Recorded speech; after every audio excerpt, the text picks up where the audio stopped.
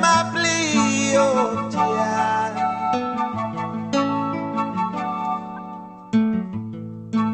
A song from my land.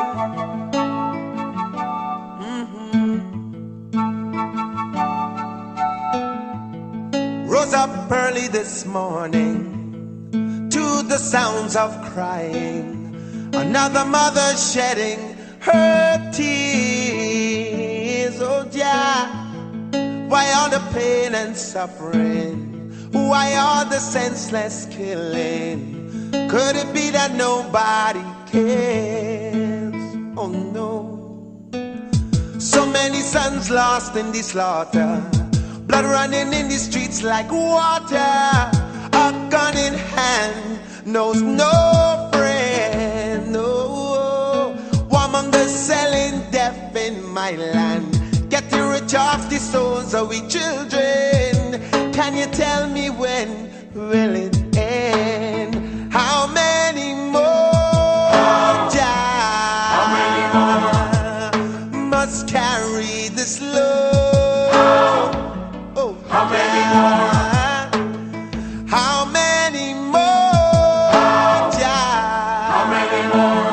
Before we trot down Zion Road. How many more? Sing wayo, wayo, wayo, wayo, wayo, wayo, wayo.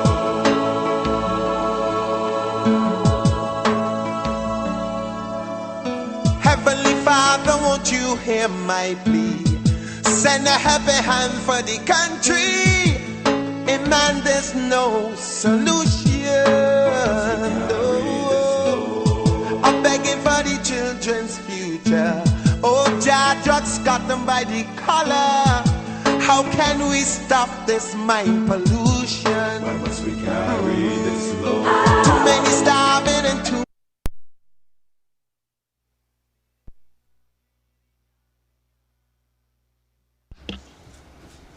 Good afternoon to our viewers here in Guyana as well as abroad.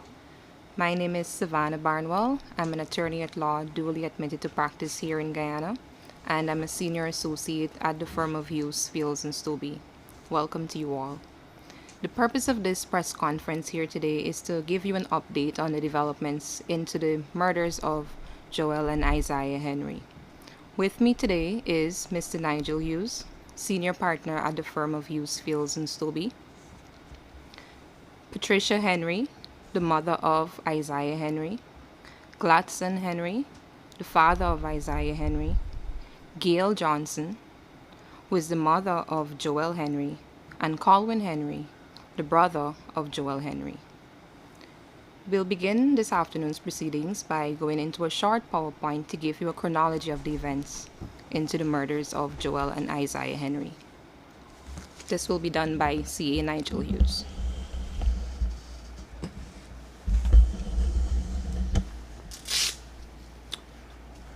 Good afternoon, ladies and gentlemen. Thank you so much for joining us this afternoon. What we've done is we have put together a PowerPoint that we believe will address a lot of the questions and issues that you are likely to be interested in and which relate directly with the events that occurred from the 5th, all the way through to what happened today. The PowerPoint is entitled, and I believe you're seeing it on your screen, The Investigation into the Murders of Joel and Isaiah Henry and the Urgent Need for Forensic Assistance. Putting the pieces together.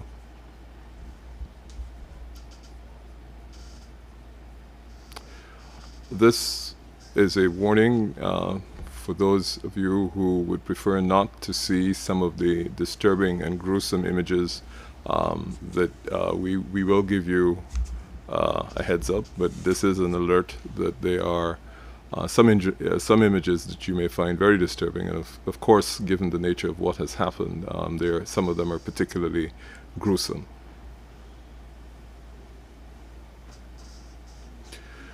A little bit of context here. The villages of the West Coast, as you know, are numbered consecutively.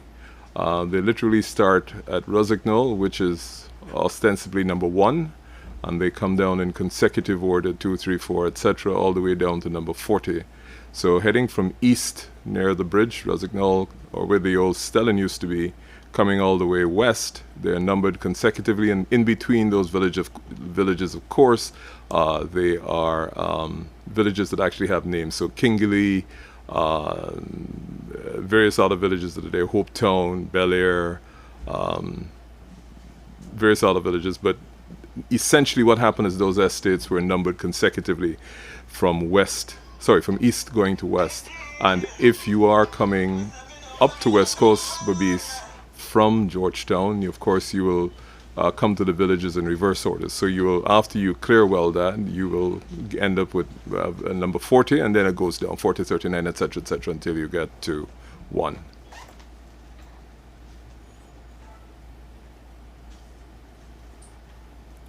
Now, the back dam. We've been hearing a lot about the back dam, and depending on whether you are from Georgetown or whether you come from the country, it may mean different things. The back dam typically, for a lot of people, means they have this image that it's a lonely, desolate place where, occasionally you may find, the odd rice farmer or the odd combine. Well, it's quite the contrary to that.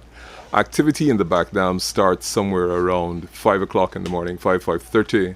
And what essentially happens is that workers and people who are employed in the back dam travel to the back dam for various jobs they have to do. And they go by tractor, motorbike, they go by trailers and tractors, trucks, some go by foot. You even find a couple of cars in the back dam. So by 6:30, it's literally rush hour in the back dam.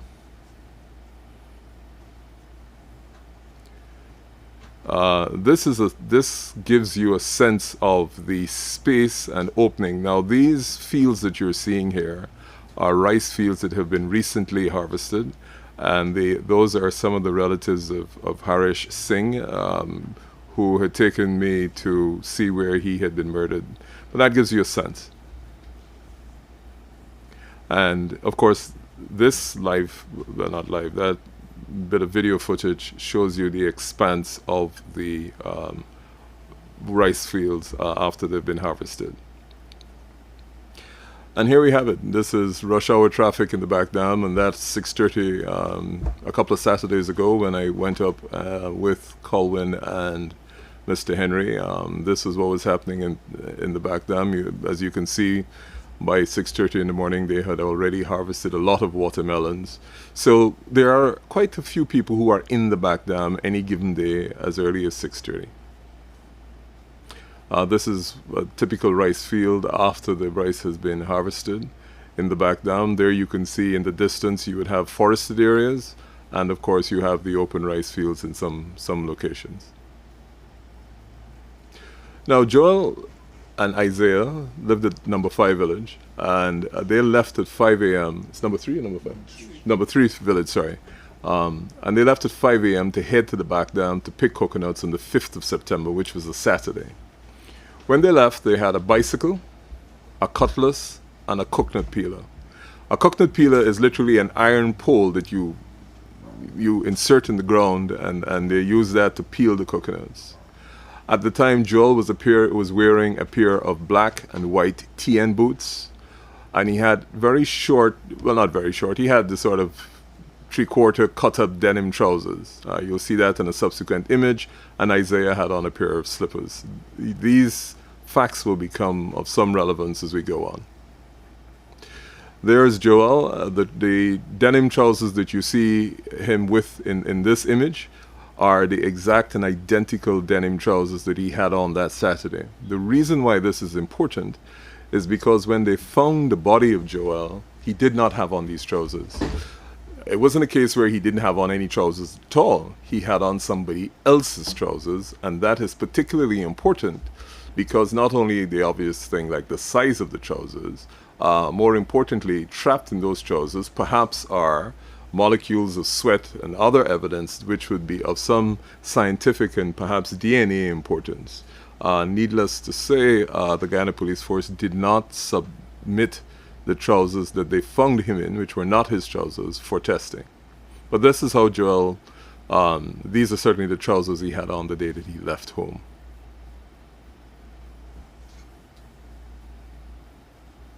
Now, the chronology of events are as follows. When both Joel and Isaiah were confirmed as being seen in the back down, at 5:30 behind the number 3 village, and this was confirmed not just by the family who knew he went, but this was confirmed by persons. Some of them were subsequently arrested as suspects, who actually admitted to seeing them in the back dam at 5:30. And that is the last time, as far as our investigations go, that both of those young men were seen in the back dam. Neither of them returned home. Somewhere around 3-4 in the afternoon, after they had not returned, a search party was launched. The search continued without success, going all the way through to Saturday evening.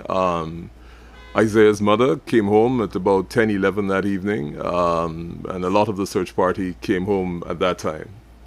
The search party on the Sunday morning, when the search resumed, found a bag of coconuts and a hole where the coconut peeler had been planted. This was close to some coconut trees and a rice field. Not too far away from them, maybe, 10 yards or thereabouts, they found one side of a slipper that was worn by Isaiah in the rice field. Now, it's important that they came upon this scene first.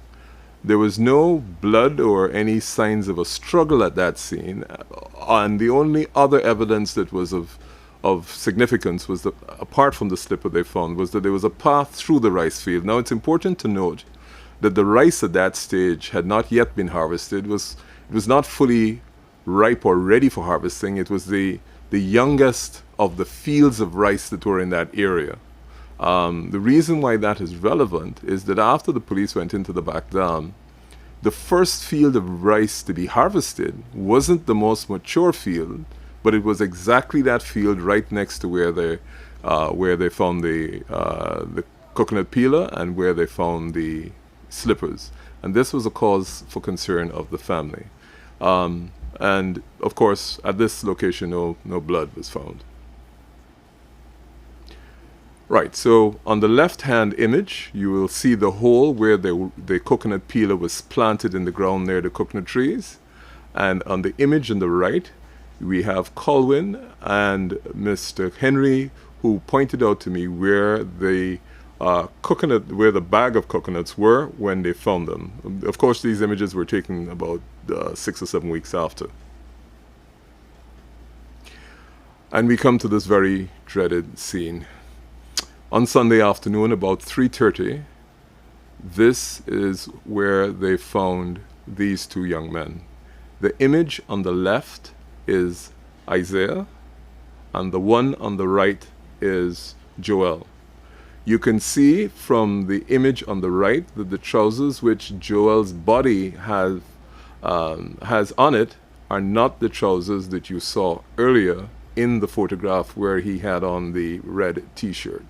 And that is how they were found. You will notice that the shirt of Isaiah is pulled over his head.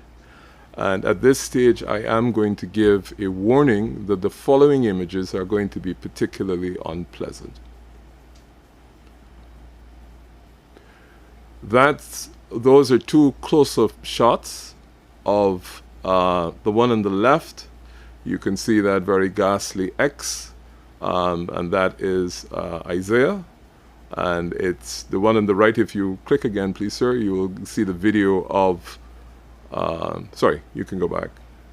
Right, the one on the right, of course, is where the two bodies are after they were removed from the back dam. Now, Isaiah had 17 wounds to his head and upper body. You can change. Now, this is the location where they found the bodies. Those trees ahead of us in the background are the trees. There's actually a drain between that mound or dam that is there and those trees that you have to walk through before you get to the other side, and that is where the bodies were located and found. As you noted from the earlier slide, they were 600 feet apart. So the two bodies were not placed or dumped in the same location.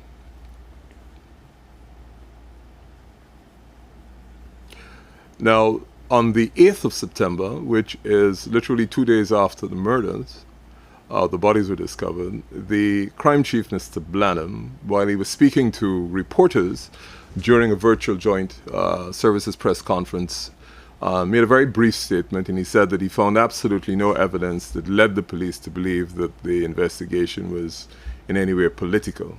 And of course, this extract was taken from iNews. And on the same day, the forensic laboratory, the senior superintendent Blanham again said, we've recovered some evidence from the crime scene and we're in the process of packaging them, and we will submit those to the Guyana Forensic Laboratory at the earliest opportunity.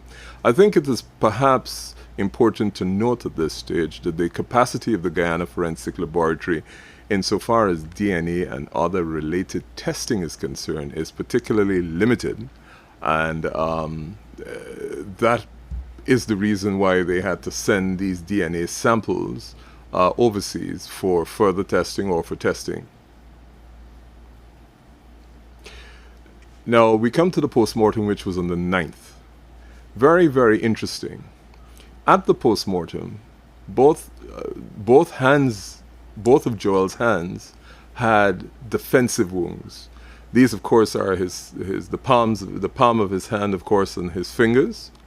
None of these defensive wounds, however, were found on Isaiah. So these images were taken during the course of the postmortem. And here again, this is Joel. You see in his forearm, on the image on the left, you see there clearly is a chop. He was again a defensive position. He must have had his hand up literally as they were holding it up there in the postmortem when he received that injury. And on the right hand side, that's his left hand, where you see injuries that are across his upper forearm. And these images, of course, were taken during the course of the postmortem. Comparatively now, on Isaiah's body, there were absolutely no defensive wounds on either of his hands. On the image on the left-hand side, of course, you see his right hand, and on the image on the right-hand side, you see his left hand. And neither of the hands of Isaiah had defensive wounds, which would tend to suggest either he was rendered unable to resist by early blows, or that he was restrained when the injuries that he subsequently suffered and which were inflicted on him were inflicted on him. One of the interesting observations about the murders is that they're described as and this is what the experts call it, overkill. So the force that was inflicted on both of these bodies was more than was necessary to kill them. So there was an excessive amount of force. And as you are aware already, the necks of both of these young men were completely severed. And in the case of one of them, literally the head was hanging on by flesh. Sir?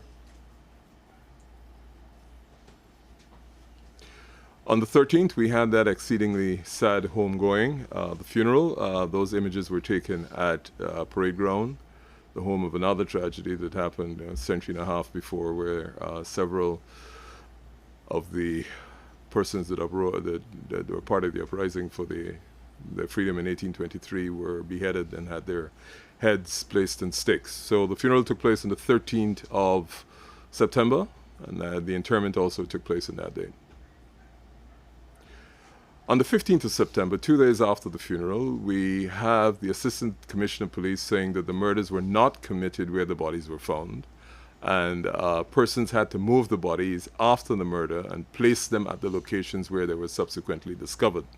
I think the evidence that led to this conclusion by the Assistant Commissioner was the fact that even though blood was found close to where the bodies were found and on the banks of the drain where the persons had to take the bodies. The quantity of blood that was found there was of such a minuscule amount, and the injuries that these young men suffered would have resulted in a significant loss of blood in the area where they were murdered, that it, I think, led to the very reasonable conclusion that they were murdered at another location. On the 17th, the joint forces visited the back dam and conducted a pretty comprehensive combing of the back dam. Mr. Henry was there. I believe, Colin, you were there too. And the purpose of that search was, of course, to see if they could find evidence, of course, but more importantly, if they could come across a location where there was a concentration of a significant amount of blood, which would begin to identify the place where these young men were murdered. Of course, after that entire exercise, I understand it was quite a large, might have been a platoon, quite a large number of members of the Guyana Defense Force and the Guyana Police Force. They came up empty-handed insofar as determining where the crime scene might have been, and it certainly came up empty-handed in relation to any evidence, we are told, that was of any assistance to the Guyana Police Force. On the 26th of September, the Henry family, Mr. Mike McCormack from the Guyana Human Rights Association, and an attorney at law from the Hughes, Feeds and Stobie, yours truly, we met with the crime chief and the lead investigator at the police headquarters, and we were updated, and the family was particularly updated on the conduct of the investigation. And at that exchange, information was certainly shared by the family that the police claimed that they were not previously aware of, and part of that information was, of course, the fact that the trousers which were on Joel were not the trousers which he left home with on the day when he went to the back down. On the 28th of September, the RSS arrived in Guyana. That's the Regional Security System. We learned of this, of course, through press releases. And the crime chief did tell us when we met with him the week before that a team of 5 investigators were going to come from the Regional Security System, and they were going to assist the Guyana Police Force with investigations into the murders of these young men and also the murder of Harris Singh, which occurred at Cotton Tree in number 3.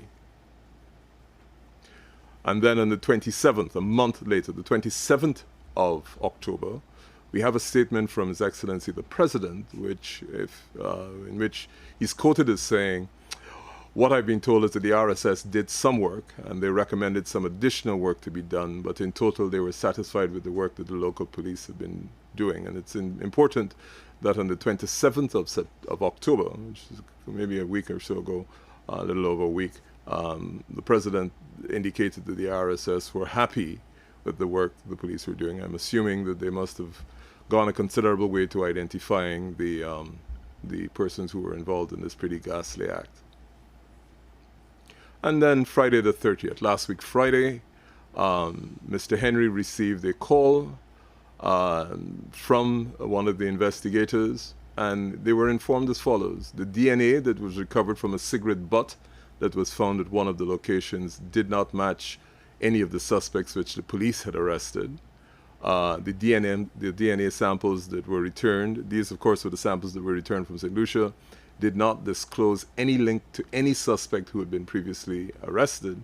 And of course, and most importantly, and perhaps most significantly, the trousers that were found in Joel had not been sent for DNA testing. The 2nd of November, which was yesterday, we announced by way of press release that the Henry family would be hosting the press conference today, which you are observing at the moment, and we provided the details of the press conference. The reason why this is important will become obvious in the next slide. Today, the 3rd, the Guyana Police Force this morning announced that they were offering a reward of 3 million Guyana dollars for persons who could provide information leading to the arrest. In the view of the family and my personal view, this was an admission of failure by the Guyana Police Force, that they were unable to solve this crime. And clearly, after some 8 to 9 weeks of investigation, were in no better position than they were at the commencement of the investigation on the Sunday. And so they were now resorting to offering money for information. I think it is useful to note that the experience has been that when rewards are offered for information that lead into crimes that have been committed, there are a lot of people who do not possess tangible, reliable information, but who perhaps are more interested in securing the reward, that come forward with information that is less than reliable, and perhaps in some cases created.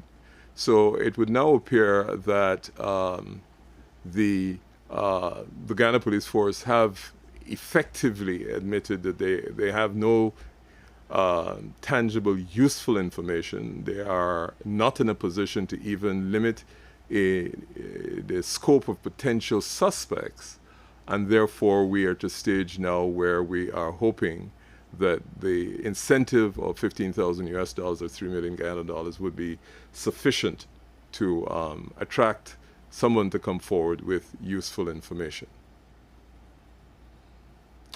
Now, the EAAF, this is a specialist forensic team that is one of the primary leading forensic experts in the world insofar as autopsies are concerned.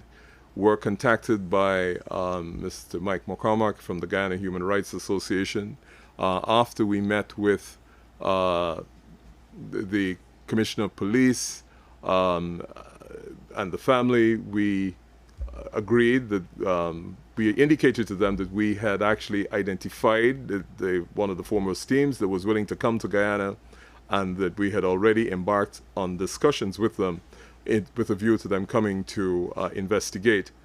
And they were very quick in their response, and in their response they indicated that what they required were they would send one forensic anthropologist, a forensic pathologist, an odontologist.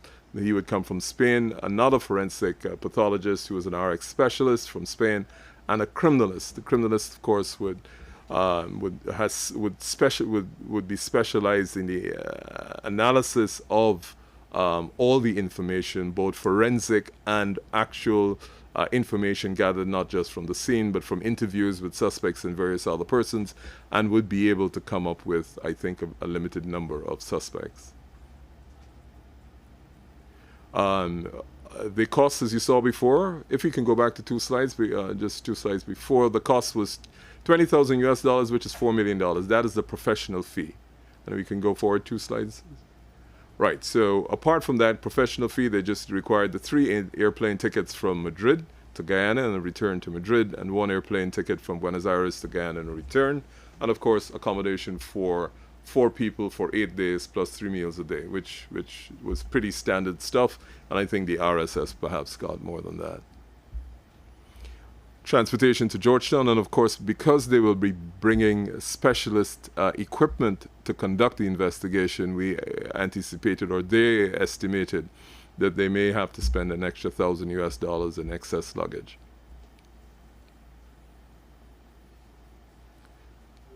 Next slide. Sorry, I'm not sure what happened there. Are we still live? I'm not seeing the our apologies about this interruption. Here at the press conference, we're not seeing the slides, so I can't, unfortunately, go through the technician is indicating that it should be up in a minute.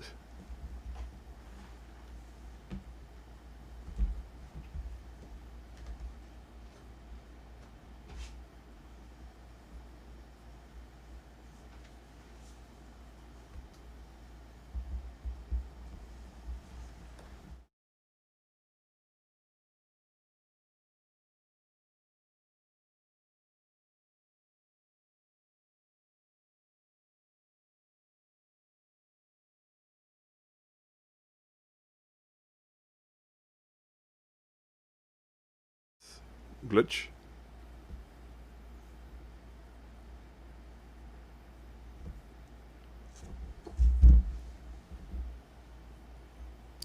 Are you seeing us live?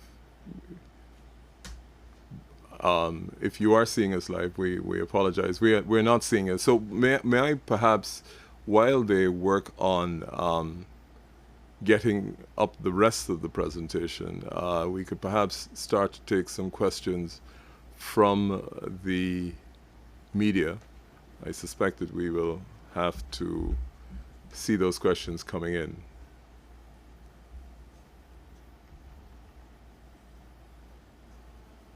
Yeah, but we're not actually seeing them here. So perhaps if we hear them, we can probably respond. I'll hand back to the moderator.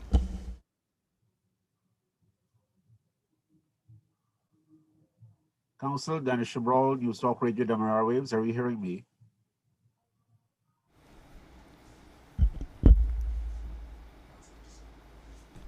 Can you hear me? Can you hear me, Council? I can hardly hear you. Can you speak a little louder for us? Okay, 1 second.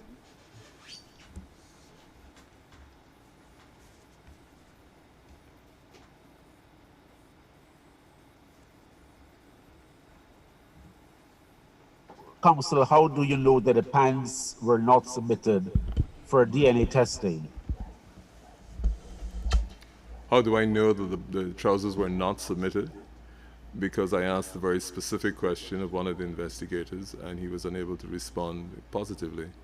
My history of dealing with the Guyana Police Force is that they're normally not reluctant to share that sort of information if they are in possession of it. As a matter of fact, my analysis of his response was almost as if he was saying, "Oh God, we should have done it." So that is the basis upon which I said that, and I have specifically, like I said, inquired.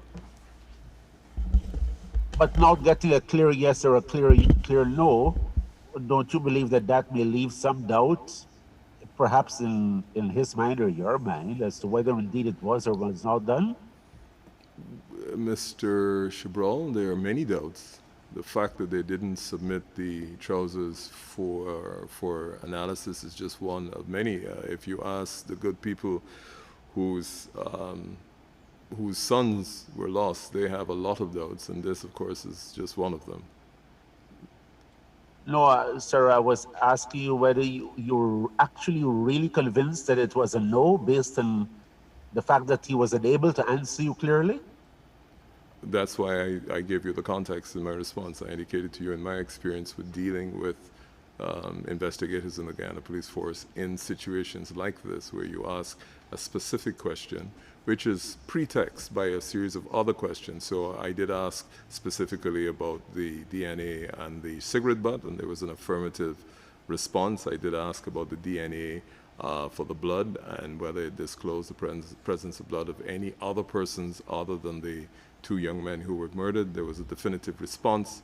And when I asked the question whether the trousers were submitted for DNA testing, there was a lack of a response, and it was complemented by prevarication. Are the trousers, as far as you're aware? I'm sorry? Where are the trousers? The trousers, I would imagine, in the course of things, being in the custody of the Guyana Police Force, all the clothing that would have been removed from the bodies of the deceased would be in the police custody. They would be sealed and put in evidence bags, and I'm assuming put away somewhere. So it's not an entirely irretrievable situation. Raghaber Prime News, good afternoon. Can you hear me? Yes, we are. I am interested, do you have a list of the things, or have you been able to get a list of the things that the police were able to hand over for forensic testing? And could you say, you first earlier alluded to the early harvesting of a young rice field. Was that field also combed by the members of the joint services in that thorough sweep that you were talking about? And is there any indication at this point in time based on your own conversations with the police and the family, that the primary crime scene is in that specific area? Just for clarity, when you say the primary crime scene is in which area? You mean number 3? In the area, and yes, You mean in the community of number 3? in the community, yes. I let the family deal with both the question of the harvesting of the rice out of sequence, because they were actually there when they went and discovered the rice. Insofar as the primary crime scene is concerned, of course, several people have views. The family also has views as to where that might be.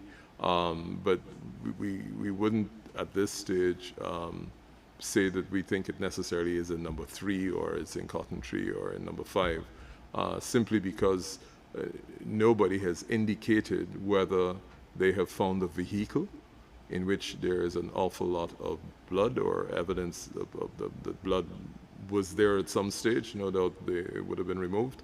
And no one has said that they have found a location, whether it's we've got information that one of the places that these boys might have been killed might have been in a restroom or a bathroom somewhere or a toilet somewhere.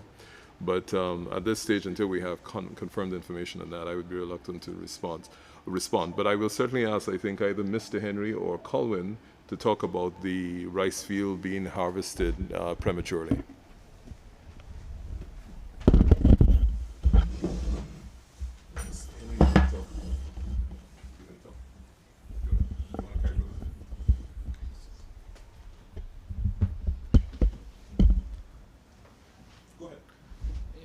When we Let's move it a little closer to Yeah, that's right. the day when we got down there, Speak up a little bit. well, rice is a thing. When you sign paddy, you sign alphabetical order like A, B, C.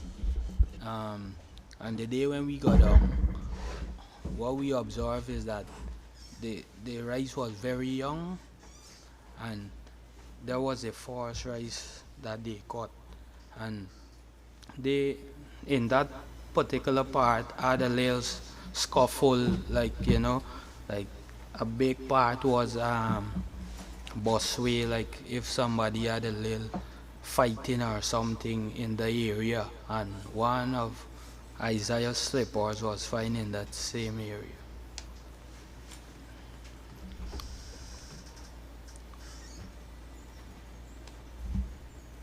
Any other questions? Thank you. Mr. User was asking if that rice field was combed by the joint services team that you said did a thorough sweep of the area. Sure. Mr.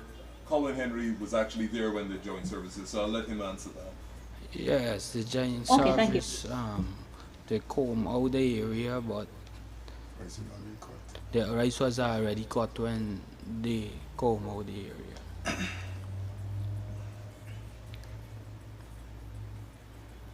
Mr. Yusuf, I may just have one final question. Sure. What do you make of the police's offer of a reward?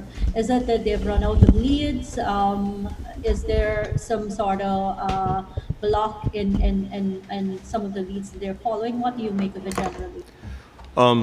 I think the fact that first of all, the timing of the offer of the award was after the Henry family decided that they'd hold a press conference.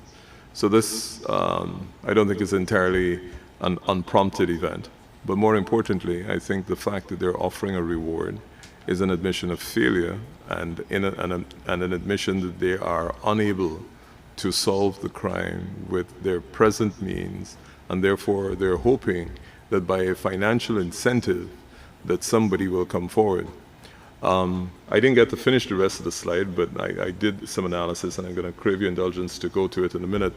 But it is clear that to be able to subdue 2 young teenage boys who were in the physical condition of Joel and Isaiah, you would require more than one person. I don't imagine it being one person who would have done this. So I think it definitely had to be, my personal estimation would have to be 2 or 3.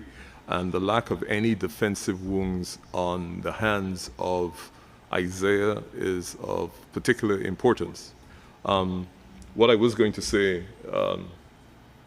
well, first of all, does that address the questions you're asking? Yes, it does, but continue. Any additional questions? Gordon Mosley here from News Source. Are you hearing me clearly? I'm hearing you clearly, Gordon. Good afternoon, sir. Good I afternoon. know you were talking about that team coming in, the possibility of that team coming in to do some additional autopsy and forensic tests and so. It's now 8 going on to 9 weeks since the incident.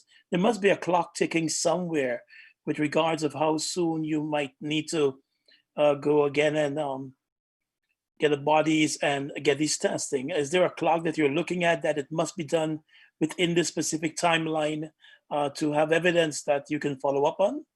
Well, the clock ticks literally from the time that the event took place. And in this case, of course, you're perfectly correct. That clock has been ticking from the Sunday when they discovered the bodies. And of course, evidence degrades very rapidly.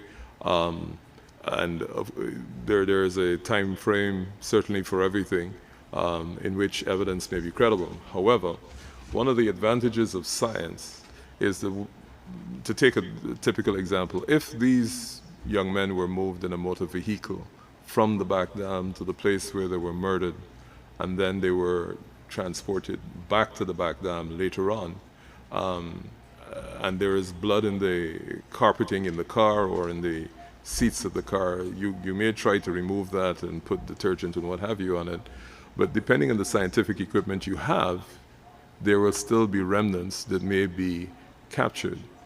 Of course, one of the advantages of, again, modern technology is that the post-mortem were video recorded, and there also, we took stills of them, and those are available, so they can be used to supplement any subsequent autopsy that might be done. But I will be the first to admit that the further you get from the date of the crime is the less reliable the evidence, certainly the scientific evidence, is. It doesn't mean that you cannot put it together.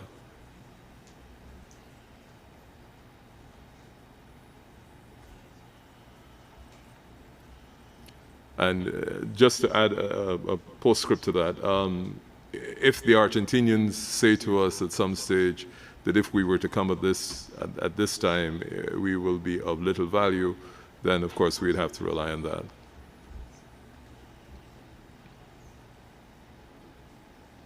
Any other questions? Okay, so I'm just going to use the laptop to finish that PowerPoint presentation. And these are some important observations that arose out of the evidence that we've shared with you. Up to now, we have not found the primary crime scene. And that crime scene has not been located, even though the joint services searched the back down. The trousers that Joel Henry was wearing, those have not been sent for testing. I'm sure they have a particular size, so if they belong to someone, we would have a fair idea of the height of that person, build and girth of that person. The slippers of of Isaiah, the one-side slipper has never been found. In addition to that, if you look at what we found, if there's no significant evidence of blood anywhere in the back down that has been checked, then it means those young men had to have been removed from the back down to another location, murdered at that location, and then brought back and their bodies dumped in the back down. Now, I think it would be particularly unusual for someone to remove bodies and not excite the suspicion of people who typically would be in the back dam, whether in the morning, during the course of the afternoon, or even in the evening. The police claim that they have not found any evidence of anyone seeing strange vehicles or strange movements in and out of the back dam, which would tend to suggest that whatever was used to convey these young men from the scene where they were snatched or kidnapped would have been a regular vehicle that one would expect to be in the back down. As I said before, of course, I don't think this was done by one person, and it had, of course, been done by somebody who had the means and the resources to move these persons out of the back down and carry them back at a subsequent time. I don't know if there are any additional questions. There is one comparison I'd like to make. The police have offered $3 million, which is 15,000 US dollars, in the hope that somebody will come forward with information to get professional, the best in the world, or one of the best in the world here, for the professional fee of 20,000 US, which is 4 million, plus travel on board, which probably add another $10,000, $15,000 to it, which is $7 million. I can't imagine why the state would not want to expend that sum on acquiring the forensic evidence from the forensic capacity, from the Argentinian and Spanish people, who clearly would be able to add resources to this investigation. Their capacity far exceeds any capacity in the Caribbean, and certainly exceeds any capacity the RSS has.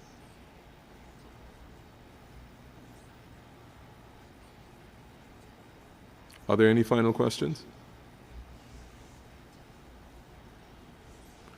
We will be sharing the PowerPoint presentation, which unfortunately prematurely ended because of a technical glitch. We will be sharing that with the press, and that will also be posted to various websites.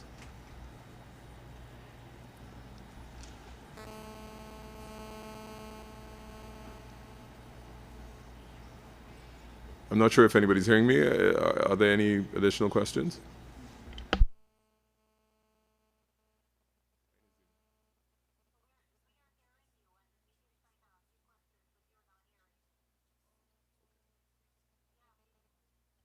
Sorry, I just heard that the media is hearing us, but we are not hearing them, and they have questions to be asked. Thank you so much for that notification. Technical people, can you sort that out, please? Can you bear with us for a minute, please?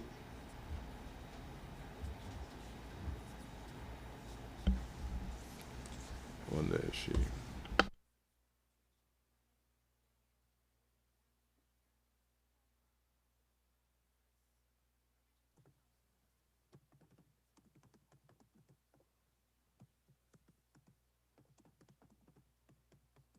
I understand we're on. Do you have any questions? Hello, Councillor. Are you hearing me? I'm hearing you now, Dennis. Yes, sure. Yes, I'm asked, what has the police force or the government of Guyana said about the possible arrival of the Argentine team? Have they said yes or no clearly at this point in time? Well, I can only share, and I'll certainly let Mr. Henry share with you our experience. When we met with the crime chief and the lead investigator, they welcomed the Argentinian team. They said they were fully in support of it. We wrote, our firm wrote on behalf of the family of the Henrys to the Minister of Home Affairs, and we sent him the budget and asked him if he could facilitate. I know the Guyana Human Rights has written twice. None of us has received any response from the Minister of Home Affairs, and we can only go on the utterances of the President. And I will let Mr. Henry say what the President said to him in relation to the Argentinians, because they specifically asked him about that. What did the President say? You can't remember certain things. Yeah.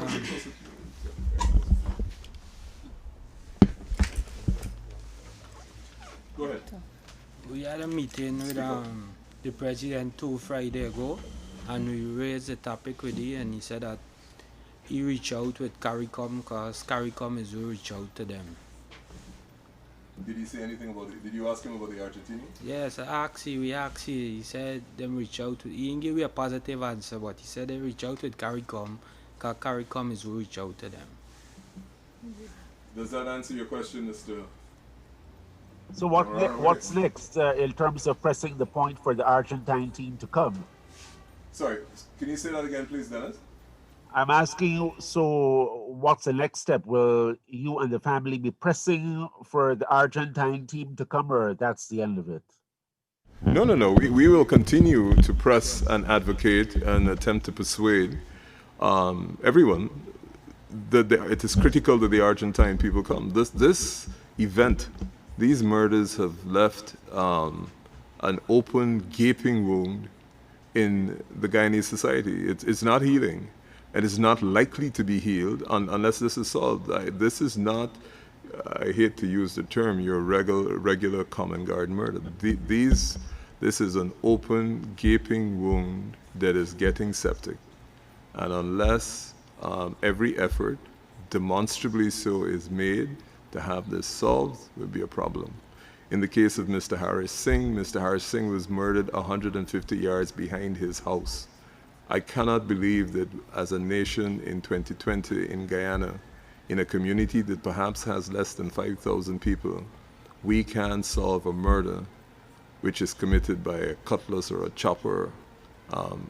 If we can't solve this, what's going to happen with the slightly more complex cases where the perpetrators are a little better equipped? Mr. Hughes, Gordon Mosley here. Looking back now, sir, how would you assess the work done by that regional security system team? Because all we've heard really from them and their report is that they think the Guyana Police Force is okay at handling it. Have you heard anything outside of that? Do you think their presence here was a waste of time? Gordon, I like to refer to the facts rather than offer my opinion. I would say this: if you brought 5 experts from the Caribbean to assist in an investigation, and 5 experts could only conclude that the Guyana Police Force has the capacity to solve this crime, and 2 months after the crime has been committed, the Guyana Police Force is offering a reward because they have no evidence, I think that speaks both about the capacity of the Guyana Police Force and the capacity of the RSS. Mr. Hughes, earlier in your opening remarks, you indicated that there was a likelihood that a crime may have been committed at in a bathroom or a restaurant. Do you There know were if the rumors. police There were had rumors. I don't want to give any credence to that because I don't actually have a factual basis for it. So I don't want to lend credence to what is being spoken about in the community, but upon which there is no source evidence that we can say that, you know, there's a basis for it. We're very careful that we don't want to lend any credibility. I don't want to say it lacks credibility unless we can base that on some facts that we're aware of. Do you know if the police visited those locations? I couldn't really speak to where the police have visited. I know they have come back on occasion. I know, for example, I know that Colwyn Henry and Mr. Henry from time to time would come across bits and pieces of evidence, or they would recall bits and pieces of evidence that were found. For example, a branch with a blood mark on it. A handprint was found on the dam of one of the drains, not where the body was found, but on one of the drains about 100 yards away, a handprint with blood, which looked as if somebody was trying to escape and, of course, slipped. But all of that has been brought to the attention of the Guyana Police Force, and it's for them to perhaps address the questions that you've just put to me. And who owns the rice field? Who owns which? You mean there are several rice fields, but I'll ask Mr. Henry or Colwyn to answer that. A man by the name of Shano, he owned the rice field. He owned the most rice field in the area. And he was one of the persons who had been detained? Yes, he's one of the persons that had been detained. And for the blood, they told us about my cousin see a blood print on a tree, but they explained that the print on the tree is not blood. But they not come up to tell us about the handprint in the drain with the blood.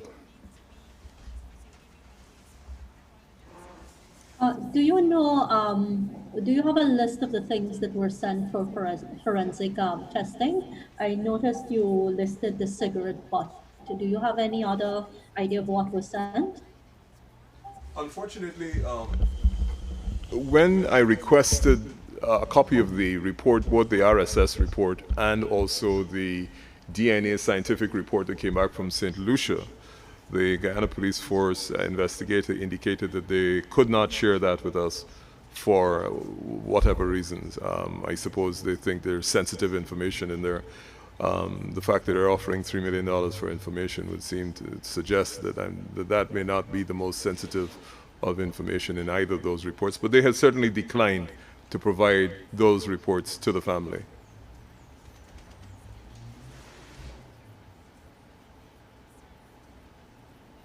Is there any discussion now with the family, Mr. Hughes, about a possible civil suit against the state?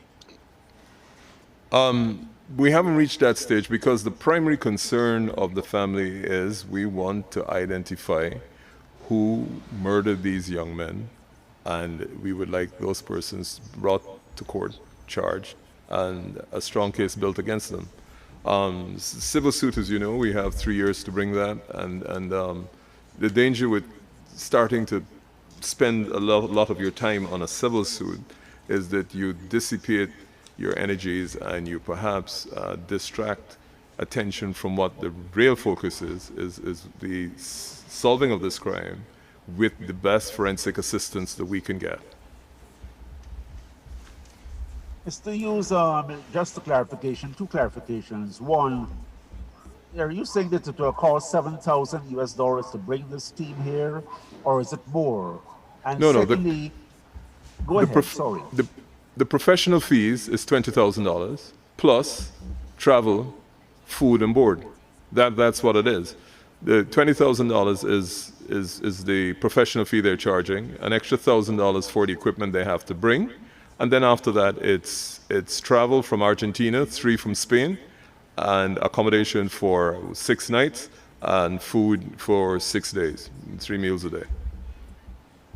So if that can be done, we overestimated. We said that probably be $15,000. If that can be done less, that's fine.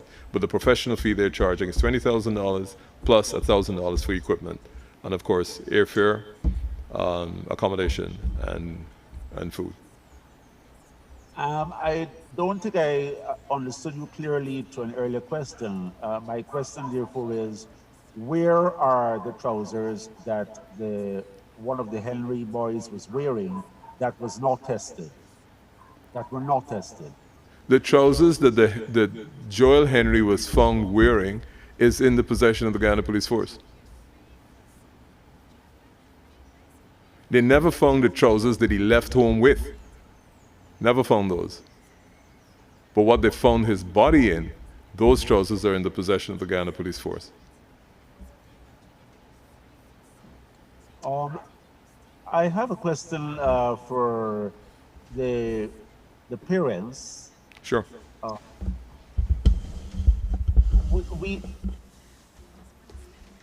We have seen a report in the privately owned Starboard News paper quoting a part or a very short part of one of the RSS's reports that that family members of the Henrys were told to say that this was a politically motivated crime. Have you been able? Can you verify whether this was actually told?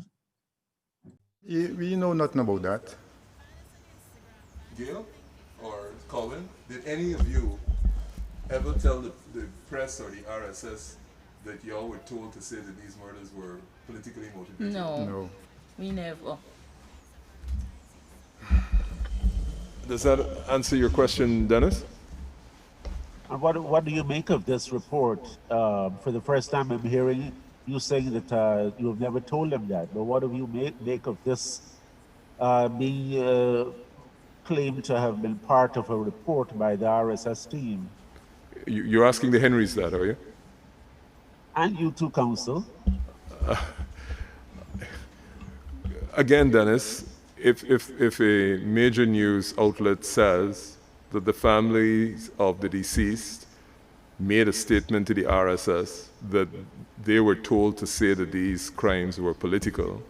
You have the families of the deceased here. You have the brother of Joel, you have the mother of Joel, you have the father and mother of Isaiah, and all of them have just said to you, we have never said this to the RSS. It's not for them or for me to make any comment on that. I think those facts speak for themselves.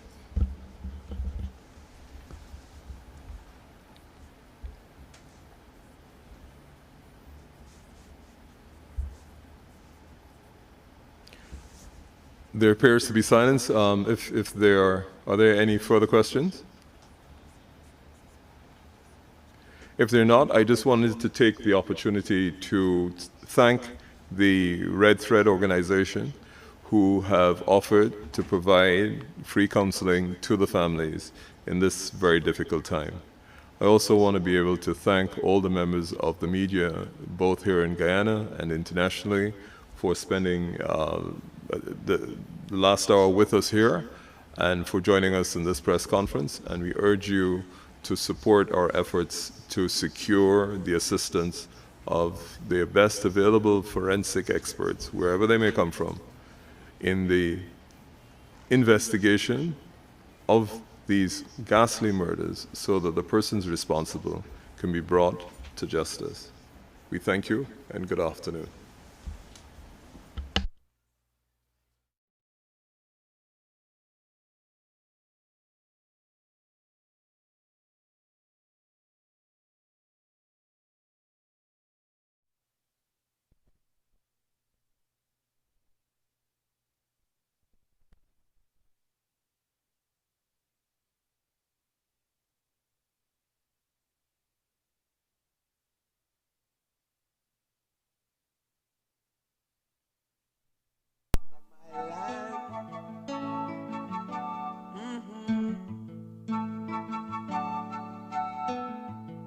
Rose up early this morning to the sounds of crying.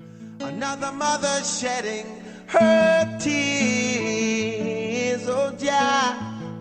Why all the pain and suffering? Why all the senseless killing? Could it be that nobody cares? Oh, no. So many sons lost in the slaughter. Blood running in the streets like water. A gun in hand knows no friend. No. Warmongers selling death in my land. Getting rich off the souls of we children. Can you tell me when will it end? How many more must carry this load? How many more? How many more? How many more? Before we trot down Zion Road. How many more? Sing wayo, wayo, wayo, wayo, wayo, wayo, wayo.